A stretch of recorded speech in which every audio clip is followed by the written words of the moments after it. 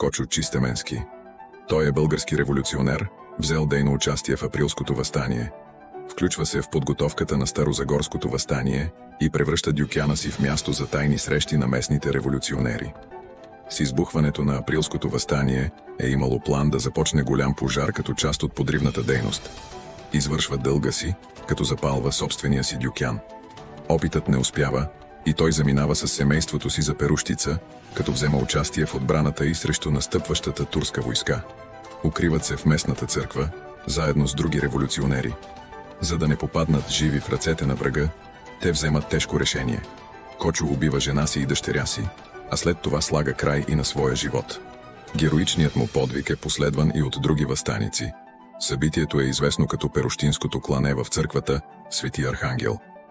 Името на Кочо Чистеменски е символ на пламенен подвиг и родолюбие в съзнанието на поколения българи.